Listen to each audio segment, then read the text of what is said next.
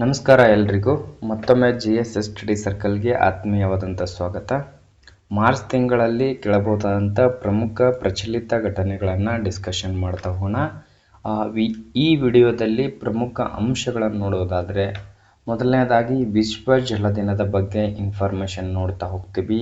ಅದೇ ರೀತಿ ಮಾರ್ಚ್ 20 ಅಂತಕ್ಕಂಥದ್ದು ವಿಶ್ವ ಸಂತೋಷದ ದಿನ, ಇಂಟರ್ನ್ಯಾಷನಲ್ ಹ್ಯಾಪಿನೆಸ್ ಡೇ ಅಂತಕ್ಕಂಥದ್ದು ಆಚರಣೆ ಆಗಿದೆ. ಒಂದು ಯಾವ ಥೀಮ್ನೊಂದಿಗೆ ಆಚರಿಸಲಾಗಿದೆ ಅಂತಕ್ಕಂಥದ್ದು ಕೂಡ ನೋಡ್ತಾ ಹೋಗ್ತೀವಿ. ಅದೇ ರೀತಿ ವಿಶ್ವ ಅರಣ್ಯ ದಿನ, ಅದರ ಬಗ್ಗೆ ವಿಶೇಷತೆಗಳನ್ನು ನೋಡ್ತಾ ಹೋಗ್ತೀವಿ. ಹಾಗೆ ಭಾರತ ಮತ್ತು ಸೆಸೆಲ್ಸ್ ಜಂಟಿ ಸಮರಾಭ್ಯಾಸ ಅಂತಕ್ಕಂಥದ್ದು ಇದು ಕೂಡ ಇಂಪಾರ್ಟೆಂಟ್ ಆಗಿರ್ತದೆ, ಪರೀಕ್ಷೆಯಲ್ಲಿ ಕೇಳ್ತಕ್ಕಂಥದ್ದು. ಅದೇ ರೀತಿ ಮಹಿಳಾ ಪ್ರೀಮಿಯರ್ ಲೀಗ್ 2024 ಅಂತಕ್ಕಂಥದ್ದು ಸಂಪೂರ್ಣ ವಿಡಿಯೋದಲ್ಲಿ ಅದರ ಬಗ್ಗೆನ ಕವರ್ ಮಾಡಲಾಗ್ಯದ. ಅಂದರೆ ಸ್ಪರ್ಧಾತ್ಮಕ ಪರೀಕ್ಷೆಯಲ್ಲಿ ಯಾವ ರೀತಿ ಪ್ರಶ್ನೆಗಳನ್ನು ಕೇಳಬಹುದು ಅಂತಕ್ಕಂಥದ್ದು ಕೂಡ ಅದರ ಮೇಲೆ ಕವರ್ ಮಾಡಲಾಗ್ಯದ. ವರ್ಲ್ಡ್ ಹ್ಯಾಪಿನೆಸ್ ರಿಪೋರ್ಟ್ ಅಂತಕ್ಕಂಥದ್ದು ಅದು ಕೂಡ ಮಾಹಿತಿಯನ್ನು ನೋಡ್ತಾ ಹೋಗ್ತೀವಿ. ಪ್ರಮುಖವಾಗಿರ್ತಕ್ಕಂಥ ಅಂಶಗಳದವ, ಕೊನೆವರೆಗೆ ವಿಡಿಯೋನ ನೋಡಿ ಅಂತಕ್ಕಂಥದ್ದು. ಬನ್ನಿ ಶುರು ಮಾಡೋಣ. ಮೊದಲನೇದಾಗಿ ವಿಶ್ವ ಜಲ ದಿನ ಅಂತಕ್ಕಂಥದ್ದು ಪ್ರಶ್ನೆ ಬರುತ್ತೆ ಡೈರೆಕ್ಟಾಗಿ. ವಿಶ್ವ ಜಲ ದಿನವನ್ನು ಯಾವ ದಿನದಂದು ಆಚರಿಸಲಾಗುತ್ತದೆ ಅಥವಾ ಯಾವ ಥೀಮ್ನೊಂದಿಗೆ ಆಚರಿಸಲಾಗುತ್ತದೆ ಅಂತಕ್ಕಂಥದ್ದು, ಆ ಥೀಮ್ನ ಆ ವರ್ಷದಲ್ಲಿ ಆಚರಣೆ ಮಾಡಿರ್ತಕ್ಕಂಥ ಥೀಮ್ ಆಗಿರ್ಬೋದು ಅಥವಾ ಯಾವ ದಿನ ಅಂತಲೂ ಕೊಡ್ಬೋದು. ಇಲ್ಲಿ ಆಯ್ಕೆಗಳು ಕೊಡ್ತಾ ಹೋಗ್ತಾರೆ. ಮಾರ್ಚ್ 21, ಮಾರ್ಚ್ 22, 23, 24 ಅಂತಕ್ಕಂಥ. ಪ್ರತಿ ವರ್ಷ ಏನು ಮಾಡ್ತಾರೆ, ಮಾರ್ಚ್ 22ನ್ನು ವಿಶ್ವ ಜಲ ದಿನ ಅಂತೇಳಿ ಆಚರಿಸಲಾಗುತ್ತದೆ. ಈ ವಿಶ್ವ ಜಲ ದಿನ ಆಚರಣೆ ಮಾಡುವುದಕ್ಕೆ ಮುಖ್ಯ ಉದ್ದೇಶವೇನು ಅಂತಕ್ಕಂಥದ್ದು ನೋಡೋದಾದರೆ, ಪ್ರಮುಖ ಪರಿಸರ ಸಮಸ್ಯೆಗಳಲ್ಲಿ ಒಂದಾಗಿರ್ತಕ್ಕಂಥ ನೀರಿನ ಕೊರತೆಯ ಬಗ್ಗೆ ಗಮನ ಹರಿಸಿ ಅದರ ಬಗ್ಗೆ ಜಾಗೃತಿ ಮೂಡಿಸುವುದಕ್ಕೋಸ್ಕರ, ನೀರಿನ ಬಗ್ಗೆ ಜಾಗೃತಿ ಮೂಡಿಸುವುದಕ್ಕೋಸ್ಕರ ಏನು ಮಾಡ್ತಾರೆ, ಪ್ರತಿ ವರ್ಷ ವಿಶ್ವ ಜಲ ದಿನ ಅಂತೇಳಿ ಆಚರಣೆ ಮಾಡಲಾಗುತ್ತದೆ. 1992ರಲ್ಲಿ 1992ರಲ್ಲಿ ರಿಯೋ ಡಿ ಜುನೈರೋದಲ್ಲಿ ವಿಶ್ವ ಸಂಸ್ಥೆಯು ಪರಿಸರ ಮತ್ತು ಅಭಿವೃದ್ಧಿ ಸಮ್ಮೇಳನದಲ್ಲಿ ಘೋಷಣೆ ಮಾಡಲಾಗುತ್ತೆ. ವಿಶ್ವ ಸಂಸ್ಥೆಯ ಅಭಿವೃದ್ಧಿ ಮತ್ತು ಪರಿಸರ ಮತ್ತು ಅಭಿವೃದ್ಧಿ ಸಮ್ಮೇಳನದಲ್ಲಿ ಏನು ಮಾಡ್ತಾರೆ, ವಿಶ್ವ ಜಲ ದಿನ ಆಚರಣೆ ಮಾಡಬೇಕು ಅಂತಕ್ಕಂಥದ್ದು ಘೋಷಿಸಲಾಗುತ್ತದೆ. ಎಲ್ಲಿ ಅಂತ ಕೇಳಿದ್ರೆ ರಿಯೋ ಡಿ ಜುನೈರೋದಲ್ಲಿ 1992ರಲ್ಲಿ ಅಂತಕ್ಕಂಥದ್ದು ಕೂಡ ಗಮನಿಸಬೇಕು. ಮುಂದೆ ನೋಡೋದಾದರೆ ಥೀಮ್ ಅಂತಕ್ಕಂಥದ್ದು ಯಾವ ವಿಷಯ ವಸ್ತುವನ್ನು ಇಟ್ಕೊಂಡು ಈ ಒಂದು ವಿಶ್ವ ಜಲ ದಿನವನ್ನು ಆಚರಿಸಲಾಯಿತು ಅಂತಕ್ಕಂಥದ್ದು. 2024ರಲ್ಲಿ ಇದು ಪರೀಕ್ಷೆಗೆ ಸಂಬಂಧಪಟ್ಟಂತೆ ಮುಖ್ಯವಾಗಿರ್ತದೆ. ಪ್ರಚಲಿತ ಘಟನೆಗಳಲ್ಲೇ ಪ್ರಸ್ತುತ ವರ್ಷ ಇಂಪಾರ್ಟೆಂಟ್ ಆಗಿರ್ತದೆ. ಕೆಲವು ಸಂದರ್ಭಗಳಲ್ಲಿ ಹಿಂದಿನ ವರ್ಷ ಕೂಡ ಕೇಳತಕ್ಕಂಥದ್ದು ಹೆಚ್ಚಿನ ಸಾಧ್ಯತೆ ಇದ್ದಾವೆ. ಅದಕ್ಕೋಸ್ಕರ 4 ವರ್ಷಗಳ ಪ್ರಮುಖ ವಿಷಯ ವಸ್ತುವನ್ನು ಅಥವಾ ಥೀಮ್ಗಳನ್ನು ಇಲ್ಲಿ ಕೊಡಲಾಗಿದೆ. ಪ್ರಸ್ತುತ 2024ರಲ್ಲಿ ಶಾಂತಿಗಾಗಿ ನೀರು ಅಂತಕ್ಕಂಥ ಒಂದು ಥೀಮ್ನೊಂದಿಗೆ ವಾಟರ್ ಫಾರ್ ಪೀಸ್ ಅಂತೇಳಿ ಕರೆಯಲಾಗುತ್ತೆ. ಈ ಒಂದು ವಿಷಯ ವಸ್ತುವನ್ನು ಇಟ್ಕೊಂಡು ಈ ಒಂದು ಕಾರ್ಯಕ್ರಮವನ್ನು ಆಚರಿಸಲಾಯಿತು ಅಂತಕ್ಕಂಥದ್ದು. ಅದೇ ರೀತಿ 2023ರ ಥೀಮ್ ಏನಾಗಿತ್ತು ಅಂದರೆ ಬದಲಾವಣೆಯನ್ನು ವೇಗಗೊಳಿಸುವುದು ಅಂತಕ್ಕಂಥದ್ದು. ಬದಲಾವಣೆಯನ್ನು ವೇಗಗೊಳಿಸುವುದು ವಿಶ್ವ ಜಲ ದಿನದ ಧ್ಯೇಯವಾಕ್ಯವಾಗಿತ್ತು ಅಥವಾ ಥೀಮ್ ಆಗಿತ್ತು ಅಂತಕ್ಕಂಥದ್ದು. ಅದೇ ರೀತಿ ನೋಡ್ತಾ ಹೋಗ್ತೀವಿ. 2022ರಲ್ಲಿ ಏನಂತೇಳಿ ಆಚರಿಸಲಾಯಿತು ಅಂದರೆ ಅಂತರ್ಜಲ ಅದೃಶ್ಯವನ್ನು ಗೋಚರಿಸುವಂತೆ ಮಾಡುವುದು. ಈ ವಿಷಯ ವಸ್ತು ಮೇಲೆ ಕಾರ್ಯಕ್ರಮವನ್ನು ಮಾಡಲಾಗಿತ್ತು. ಅದೇ ರೀತಿ 2021ರಲ್ಲಿ ನೀರಿನ ಮೌಲ್ಯಮಾಪನ ಅಂತಕ್ಕಂಥದ್ದು. ನೀರಿನ ಮೌಲ್ಯಮಾಪನ ಎಂಬ ಥೀಮ್ನೊಂದಿಗೆ ವಿಶ್ವ ಜಲ ದಿನವನ್ನು ಆಚರಿಸಲಾಯಿತು ಅಂತಕ್ಕಂಥದ್ದು ನೋಡ್ತಾ ಹೋಗ್ತೀವಿ. ಮುಂದಿನ ಒಂದು ಟಾಪಿಕ್ ನೋಡೋದಾದರೆ ವಿಶ್ವ ಸಂತೋಷ ದಿನ ಅಂತಕ್ಕಂಥದ್ದು. ವಿಶ್ವ ಸಂತೋಷ ದಿನ ಅಂತಕ್ಕಂಥದ್ದು ಇಂಟರ್ನ್ಯಾಷನಲ್ ಹ್ಯಾಪಿನೆಸ್ ಡೇ 2024. ಇದನ್ನು ಯಾವ ಥೀಮ್ನೊಂದಿಗೆ ಆಚರಿಸಲಾಯಿತು ಅಂಥೇಳಿ ಪ್ರಶ್ನೆ ಬರಬಹುದು. ಥೀಮ್ ಇಂಪಾರ್ಟೆಂಟ್ ಆಗಿರ್ತದೆ ಅಥವಾ ಯಾವ ದಿನ ಅಂತೇಳಿ ಕೂಡ ಕೇಳಲಾಗುತ್ತದೆ. ಯಾವ ದಿನದಂದು ಆಚರಿಸಲಾಗ್ತದೆ ಅಂದರೆ ಪ್ರತಿ ವರ್ಷ ಮಾರ್ಚ್ ಮಾರ್ಚ್ 20 ಮಾರ್ಚ್ 20 ವಿಶ್ವ ಸಂತೋಷ ದಿನ ಅಂತೇಳಿ ಆಚರಿಸಲಾಗುತ್ತದೆ. ಈ ವರ್ಷದ ಥೀಮ್ ಏನಾಗಿತ್ತು ಅಂದರೆ ಹ್ಯಾಪಿಯರ್ ಟುಗೆದರ್ ಅಂತಕ್ಕಂಥದ್ದು. ಹ್ಯಾಪಿಯರ್ ಟುಗೆದರ್ ಅಂತಕ್ಕಂಥ ಒಂದು ಥೀಮ್ನೊಂದಿಗೆ ವಿಶ್ವ ಸಂತೋಷ ದಿನವನ್ನು ಆಚರಿಸಲಾಯಿತು ಅಂತಕ್ಕಂಥದ್ದು. ಯಾವ ವರ್ಷದಿಂದ ಪ್ರಾರಂಭಿಸಲಾಯಿತು ಅಂದರೆ 2012ರಿಂದ ವಿಶ್ವ ಸಂತೋಷ ದಿನ ಅಂತೇಳಿ ಆಚರಿಸಲಾಗುತ್ತದೆ ಅಂತಕ್ಕಂಥದ್ದು. United International Day of Happiness ಅಂತಕ್ಕಂಥದ್ದು. United International Day of Happiness ಅಂತಕ್ಕಂಥ ಗುರುತಿಸುವ ವಾರ್ಷಿಕ ವರದಿಯಲ್ಲಿ ಮೊದಲ ಸ್ಥಾನದಲ್ಲಿರ್ತಕ್ಕಂಥ ದೇಶ ಅಂದರೆ ಅದು ಫಿನ್ಲ್ಯಾಂಡ್ ಅಂತಕ್ಕಂಥದ್ದು. ಫಿನ್ಲ್ಯಾಂಡ್ ದೇಶ ಮೊದಲ ಸ್ಥಾನದಲ್ಲಿದೆ ಅಂತಕ್ಕಂಥದ್ದು. ಕೇಳ್ತಾರೆ ಪ್ರಶ್ನೆ, United International Day of happiness ಗುರುತಿಸುವ ವಾರ್ಷಿಕ ವರದಿಯಲ್ಲಿ ಮೊದಲ ಸ್ಥಾನ ಪಡೆದ ದೇಶ ಯಾವುದು ಅಂತೇಳಿ ಪ್ರಶ್ನೆ ಆಗ್ತದೆ. ಅದು ಫಿನ್ಲ್ಯಾಂಡ್ ಮೊದಲ ಸ್ಥಾನದಲ್ಲಿದೆ ಅಂತಕ್ಕಂಥದ್ದು ಗುರುತಿಸಬೇಕಾಗುತ್ತೆ.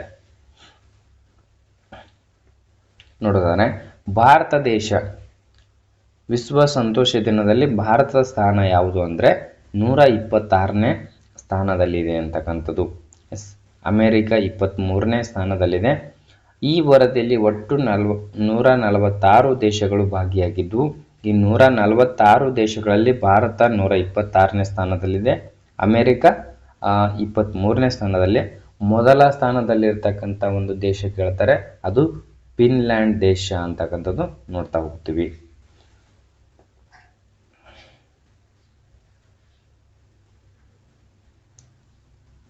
ನೆಕ್ಸ್ಟ್ ಟಾಪಿಕ್ ನೋಡೋಣ, ವಿಶ್ವ ಅರಣ್ಯ ದಿನ ಅಂತಕ್ಕಂಥದ್ದು. ವಿಶ್ವ ಅರಣ್ಯ ದಿನ, ಇದು ಕೂಡ ಪ್ರಶ್ನೆ ಆಗ್ತದೆ.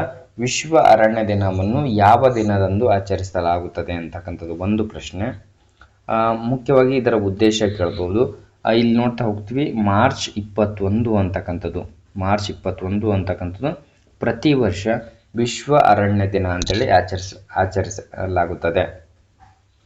ಮುಖ್ಯವಾಗಿ ಇದರ ಉದ್ದೇಶ ಏನು ಅಂತೇಳಿ ಪ್ರಶ್ನೆ ಕೇಳಿದ್ರೆ, ನೀವು ಎಸ್ಸೆ ಬರೆಯೋದಾದ್ರೆ PSI ಆಗಿರ್ಬೋದು ಅಥವಾ KSನಲ್ಲಿ ಬರಿಬೇಕಾದ್ರೆ ಈ ಒಂದು ಉದ್ದೇಶಗಳು ಕೂಡ ಇಂಪಾರ್ಟೆಂಟ್ ಆಗಿರ್ತದೆ.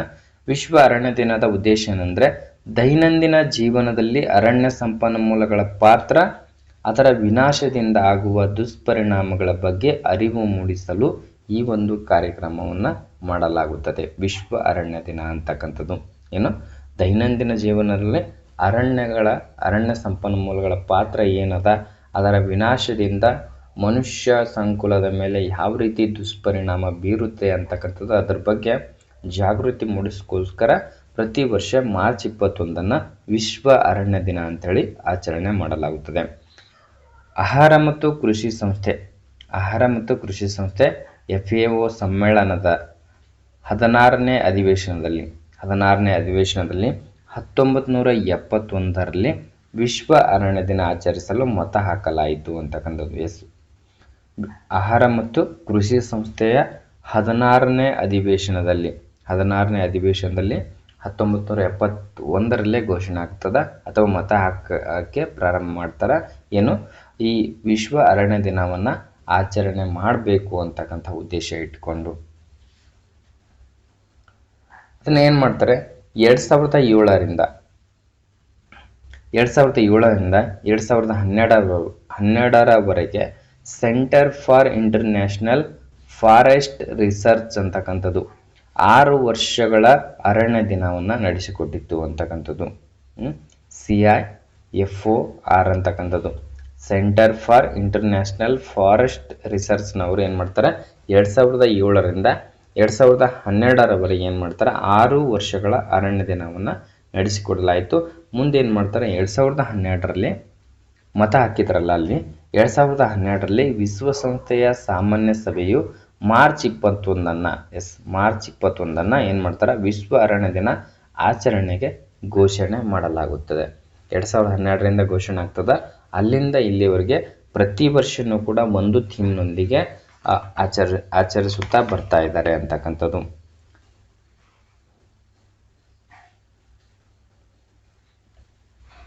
ಮುಂದಿನ ಟಾಪಿಕ್ ನೋಡ್ತಾ ಹೋಗೋಣ, ಭಾರತ ಮತ್ತು ಸೆಸೆಲ್ಸ್ ಜಂಟಿ ಸಮರಾಭ್ಯಾಸ ಅಂತಕ್ಕಂಥದ್ದು.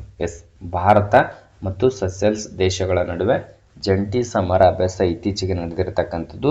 ಇದು 10ನೇ ಆವೃತ್ತಿ ಅಂತಕ್ಕಂಥದ್ದು ಕೂಡ ಗಮನಿಸಬೇಕಾಗಿರುತ್ತೆ.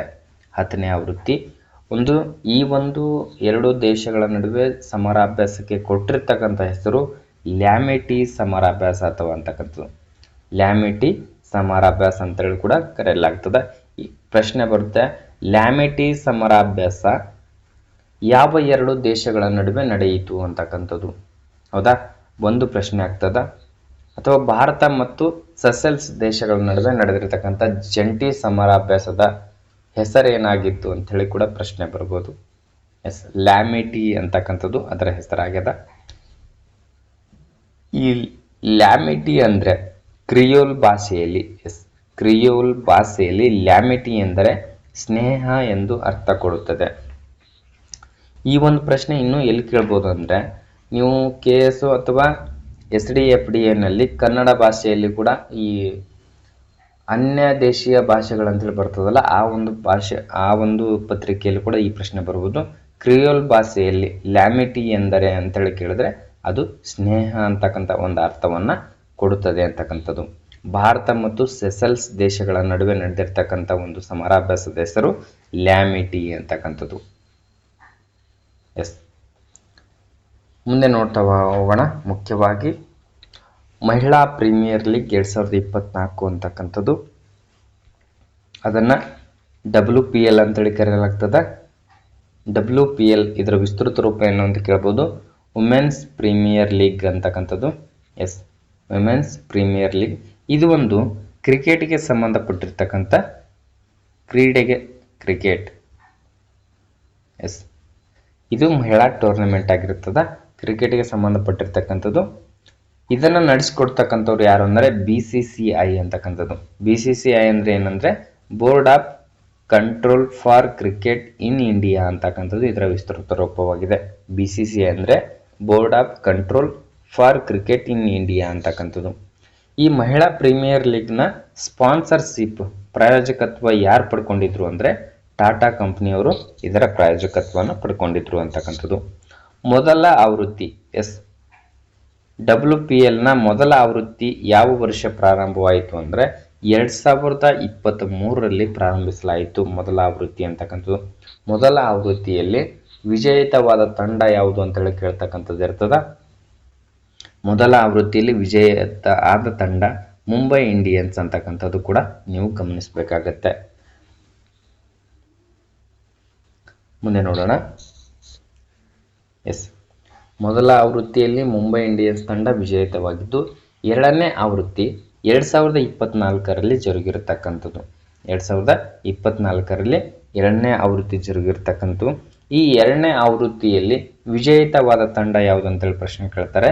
ಅದು RCB ಅಂತಕ್ಕಂಥದ್ದು, ರಾಯಲ್ ಚಾಲೆಂಜರ್ಸ್ ಬೆಂಗಳೂರು ಅಂತಕ್ಕಂಥದ್ದು ವಿಜೇತವಾಗಿರ್ತಕ್ಕಂಥ ತಂಡವಾಗಿದೆ.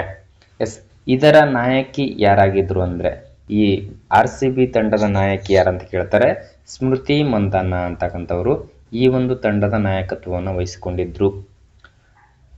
ಪಂದ್ಯಾವಳಿಯ ಉದಯೋನ್ಮುಖ ಆಟಗಾರ್ತಿ ಅಂತೇಳಿ ಯಾರಿಗೆ ಗುರುತಿಸಲಾಗಿದೆ ಅಂತೇಳಿ ಪ್ರಶ್ನೆ ಬರುತ್ತೆ. ಉದಯೋನ್ಮುಖ ಆಟಗಾರ್ತಿ ಶ್ರೇಯಾಂಕಾ ಪಾಟೀಲ್ ಅಂತಕ್ಕಂಥವ್ರಿಗೆ ಈ ಉದಯೋನ್ಮುಖ ಆಟಗಾರ್ತಿ ಅಂತಕ್ಕಂಥದ್ದು ನೀಡಲಾಗ್ಯದ. ಅದೇ ರೀತಿ ಆರೆಂಜ್ ಕ್ಯಾಪ್ ಅಂತಕ್ಕಂಥದ್ದು ಈ ಒಂದು ಎರಡನೇ WPLನ ಎರಡನೇ ಆವೃತ್ತಿಯಲ್ಲಿ ಆರೆಂಜ್ ಕ್ಯಾಪ್ ಪಡೆದುಕೊಂಡವರು ಯಾರು ಅಂತ ಕೇಳಿದ್ರೆ ಎಲಿಸಾ ಪೆರಿ ಅಂತಕ್ಕಂಥವ್ರು ಒಟ್ಟು 347 ರನ್ಗಳು. ಈ ಒಂದು ಟೂರ್ನಮೆಂಟ್ನಲ್ಲಿ ಅತಿ ಹೆಚ್ಚು ರನ್ ಗಳಿಸಿರ್ತಕ್ಕಂಥವ್ರು 347 ರನ್ಗಳು. ಇವರಿಗೆ ಆರೆಂಜ್ ಕ್ಯಾಪ್ ನೀಡಲಾಗಿದೆ.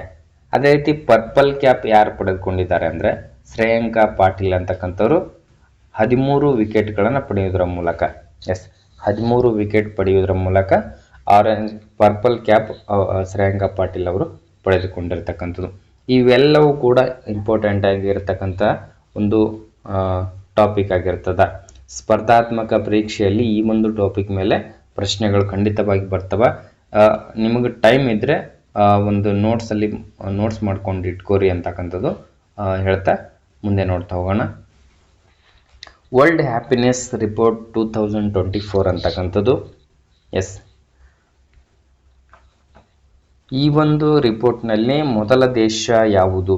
ವರ್ಲ್ಡ್ ಹ್ಯಾಪಿನೆಸ್ ರಿಪೋರ್ಟ್ನಲ್ಲಿ ಮೊದಲ ದೇಶ ಯಾವುದಂತೆ ಪ್ರಶ್ನೆ ಕೇಳ್ತಾರೆ. ಮೊದಲ ದೇಶ ಫಿನ್ಲ್ಯಾಂಡ್ ದೇಶ. ನೋಡಿ, ಮೊದಲ ಸ್ಥಾನದಲ್ಲಿರ್ತಕ್ಕಂಥದ್ದು ಫಿನ್ಲ್ಯಾಂಡ್ ದೇಶ. 7,804 ಅಂಕಗಳು ಪಡೆಯುವುದರ ಮೂಲಕ 6ನೇ ಬಾರಿಗೂ ಕೂಡ ಮೊದಲ ಸ್ಥಾನದಲ್ಲಿರ್ತಕ್ಕಂಥ ದೇಶ ಫಿನ್ಲ್ಯಾಂಡ್ ದೇಶ. ವರ್ಲ್ಡ್ ಹ್ಯಾಪಿನೆಸ್ ರಿಪೋರ್ಟ್ 2024ರಲ್ಲಿ ಕೂಡ ಏನು ಮಾಡ್ತದೆ, 6 ವರ್ಷಗಳ ಕಾಲ ಈ ಒಂದು ರಿಪೋರ್ಟ್ ಪರಿಗಣನೆ ತೆಗೆದುಕೊಂಡಾಕರ ಫಿನ್ಲ್ಯಾಂಡ್ ದೇಶನೇ ಮೊದಲ ಸ್ಥಾನದಲ್ಲಿದೆ ಅಂತಕ್ಕಂಥದ್ದು. ಭಾರತ 126ನೇ ಸ್ಥಾನದಲ್ಲಿದೆ.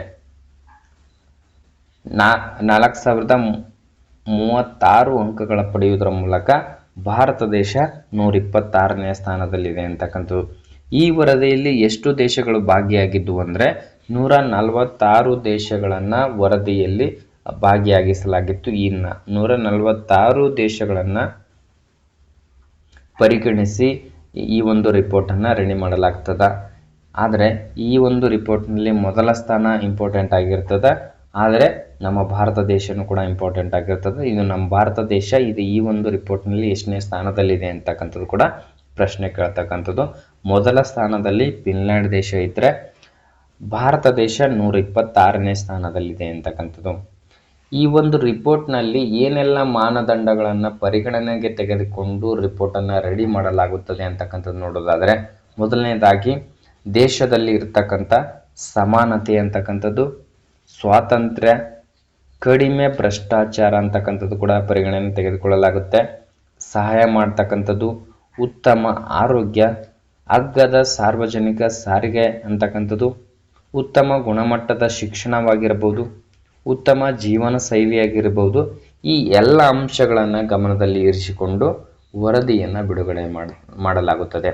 ಒಂದು ದೇಶದ ಸಮಾನತೆ, ಸ್ವಾತಂತ್ರ್ಯ, ಕಡಿಮೆ ಭ್ರಷ್ಟಾಚಾರ, ಸಹಾಯ, ಉತ್ತಮ ಆರೋಗ್ಯ, ಅಗ್ಗದ ಸಾರ್ವಜನಿಕ ಸೇವೆ ಆಗಿರ್ಬೋದು, ಉತ್ತಮ ಗುಣಮಟ್ಟದ ಶಿಕ್ಷಣ ಆಗಿರ್ಬೋದು, ಉತ್ತಮ ಜನರ ಜೀವನ ಶೈಲಿಯಾಗಿರಬಹುದು. ಇವೆಲ್ಲವನ್ನು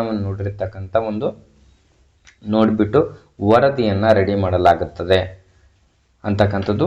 ಈ ವರದಿಯಲ್ಲಿ ಭಾರತ 126ನೇ ಸ್ಥಾನದಲ್ಲಿದೆ ಅಂತಕ್ಕಂಥದ್ದು ಗಮನಿಸಬೇಕು. ನಾವು ಪ್ರಮುಖವಾಗಿ 10 ದೇಶಗಳನ್ನು ಪರಿಗಣನೆ ತೆಗೆದುಕೊಂಡ್ರೆ ಮೊದಲ 10 ದೇಶಗಳಂತ ನೋಡ್ತಾ ಹೋಗ್ತೀವಿ. ಟಾಪ್ 10 ರಾಷ್ಟ್ರಗಳು ಈ ಒಂದು ರಿಪೋರ್ಟ್ನಲ್ಲಿ ಪಡೆದುಕೊಂಡಿರ್ತಕ್ಕಂಥವು. ಮೊದಲನೇ ರಾಷ್ಟ್ರ ಫಿನ್ಲ್ಯಾಂಡ್ ಅಂತ ನೋಡಿದ್ವಿ, ಮೊದಲ ಸ್ಥಾನದಲ್ಲಿದೆ. ಸತತ 6 ವರ್ಷಗಳಿಂದ ಏನು ಮಾಡ್ತದೆ, ಮೊದಲ ಸ್ಥಾನದಲ್ಲಿದೆ ಅಂತಕ್ಕಂಥದ್ದು. ಎರಡನೇದಾಗಿ ಡೆನ್ಮಾರ್ಕ್, ಮೂರನೇದು ಐಸ್ಲ್ಯಾಂಡ್, 4ನೇ ಸ್ಥಾನದಲ್ಲಿ ಇಸ್ರೇಲ್, 5ನೇ ಸ್ಥಾನದಲ್ಲಿ ನೆದರ್ಲ್ಯಾಂಡ್, 6ನೇ ಸ್ಥಾನದಲ್ಲಿ ಸ್ವೀಡನ್, 7ನೇ ಸ್ಥಾನದಲ್ಲಿ ನಾರ್ವೆ ದೇಶ, 8ನೇ ಸ್ಥಾನದಲ್ಲಿ ಸ್ವಿಟ್ಜರ್ಲ್ಯಾಂಡ್, 9ನೇ ಸ್ಥಾನದಲ್ಲಿ ಲಕ್ಸಂಬರ್ಗ್, 10ನೇ ಸ್ಥಾನದಲ್ಲಿ ನ್ಯೂಜಿಲ್ಯಾಂಡ್ ಅಂತಕ್ಕಂಥದ್ದು. ಇದರಲ್ಲಿ ಭಾರತ 126ನೇ ಸ್ಥಾನದಲ್ಲಿದೆ ಅಂತಕ್ಕಂಥದ್ದು, 126ನೇ ದೇಶವಾಗಿದೆ. ಈ ಒಂದು ಅಂಕಿ ಅಂಶಗಳು ನೋಡೋದಾದರೆ ಮೊದಲ ಸ್ಥಾನದಲ್ಲಿರ್ತಕ್ಕಂಥ ಫಿನ್ಲ್ಯಾಂಡ್ ದೇಶ ಏನು ಮಾಡ್ತದೆ, ಎಷ್ಟು ಅಂಕಗಳನ್ನು ಪಡೆದುಕೊಂಡಿದೆ ಅಂದರೆ, ಅಂಕಗಳನ್ನು ನೀಡುವುದರ ಮೂಲಕ ದೇಶಗಳಿಗೆ ಒಂದು ಸ್ಥಾನವನ್ನು ನೀಡಲಾಗಿದೆ. 7,804 ಅಂಕಗಳು ಫಿನ್ಲ್ಯಾಂಡ್ ದೇಶ ತೆಗೆದುಕೊಂಡ್ರೆ, ಇನ್ನು ಡೆನ್ಮಾರ್ಕ್ ದೇಶ ಎಷ್ಟು ಅಂಕಗಳಂದರೆ 7,586 ಅಂಕಗಳನ್ನು ಪಡೆಯುವುದರ ಮೂಲಕ 2ನೇ ಸ್ಥಾನದಲ್ಲಿದೆ ಅಂತಕ್ಕಂಥದ್ದು. ಇನ್ನು ಇಸ್ರೇಲ್ ದೇಶ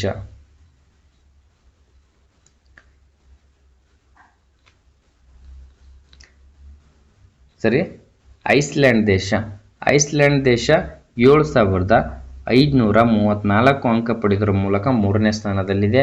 ಇನ್ನು ಇಸ್ರೇಲ್ 7,473 ಅಂಕಗಳ ಮೂಲಕ 4ನೇ ಸ್ಥಾನದಲ್ಲಿರ್ತಕ್ಕಂಥದ್ದು. ಅದೇ ರೀತಿ ನೋಡ್ತಾ ಹೋಗ್ತೀವಿ, ನೆದರ್ಲ್ಯಾಂಡ್ ಅಂತಕ್ಕಂಥದ್ದು 7,403 ಅಂಕಗಳ ಮೂಲಕ 5ನೇ ಸ್ಥಾನದಲ್ಲಿದೆ. ಇನ್ನು ಸ್ವೀಡನ್ ಅಂತಕ್ಕಂಥದ್ದು 7,395 ಅಂಕಗಳು ಅಂತಕ್ಕಂಥದ್ದು. ಇನ್ನು ನಾರ್ವೆ ದೇಶ 7,315 ಅಂಕಗಳು ಪಡೆಯುವುದರ ಮೂಲಕ 7ನೇ ಸ್ಥಾನದಲ್ಲಿದೆ. ಸ್ವಿಟ್ಜರ್ಲ್ಯಾಂಡ್ ಅಂತಕ್ಕಂಥದ್ದು 7,240 ಅಂಕಗಳು ಪಡೆಯುವುದರ ಮೂಲಕ 8ನೇ ಸ್ಥಾನದಲ್ಲಿದೆ. ಲಕ್ಸಂಬರ್ಗ್ ಅಂತಕ್ಕಂಥದ್ದು 7228 ಅಂಕಗಳು ಪಡೆಯುವುದರ ಮೂಲಕ 9ನೇ ಸ್ಥಾನದಲ್ಲಿದ್ದರೆ, ನ್ಯೂಜಿಲ್ಯಾಂಡ್ ಅಂತಕ್ಕಂಥದ್ದು 7128 ಅಂಕಗಳು ಪಡೆಯುವುದರ ಮೂಲಕ 10ನೇ ಸ್ಥಾನದಲ್ಲಿದೆ. ಇವು ಟಾಪ್ 10 ರಾಷ್ಟ್ರಗಳು ಅಂತಕ್ಕಂಥದ್ದು ನೋಡ್ತಾ ಹೋಗ್ತಾ ಇದ್ದೀವಿ. ವರ್ಲ್ಡ್ ಹ್ಯಾಪಿನೆಸ್ ರಿಪೋರ್ಟ್ 2024ನಲ್ಲಿ ಒಟ್ಟು 146 ದೇಶಗಳಲ್ಲಿ ಭಾರತದ ಸ್ಥಾನ 126ನೇ ಸ್ಥಾನದಲ್ಲಿ. ಭಾರತ ಪಡೆದುಕೊಂಡಿರ್ತಕ್ಕಂಥ ಅಂಕಗಳು 4036 ಅಂಕಗಳು ಅಂತಕ್ಕಂಥದ್ದು ನೋಡ್ತಾ ಹೋಗ್ತೀವಿ. ಆತ್ಮೀಯ ಸ್ಪರ್ಧಾ ಮಿತ್ರರೇ, ಇಲ್ಲಿವರೆಗೆ ಪ್ರಮುಖವಾಗಿ ಮಾರ್ಚ್ ತಿಂಗಳಲ್ಲಿ ಕೇಳಬಹುದಾದಂಥ ಪ್ರಚಲಿತ ವಿದ್ಯಮಾನಗಳನ್ನು ನೋಡ್ತಾ ಬಂದಿದ್ದೀವಿ. ಇವೆಲ್ಲವೂ ಕೂಡ ಸ್ಪರ್ಧಾತ್ಮಕ ಪರೀಕ್ಷೆಗೆ ಇಂಪಾರ್ಟೆಂಟ್ ಆಗಿರ್ತವೆ. ಕೊನೆವರೆಗೆ ವಿಡಿಯೋನ ನೋಡಿದ್ದಕ್ಕೆ ತಮ್ಮೆಲ್ಲರಿಗೂ ಧನ್ಯವಾದಗಳು.